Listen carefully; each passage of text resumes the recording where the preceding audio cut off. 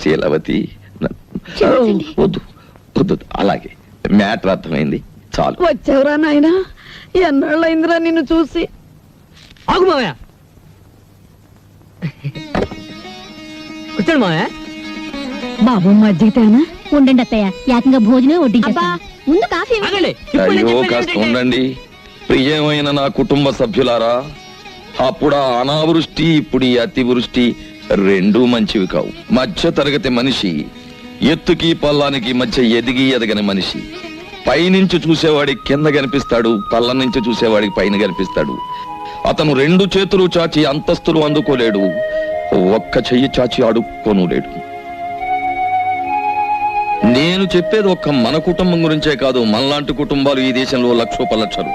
ఓ మధ్య తరగతి మనిషిగా మాలాంటి కుటుంబ సభ్యులు 50 మందిని నమస్కరించి అడిగేది ఒక్కటి: ఇంటి యజమాని ఇంటికి చేరుకోగానే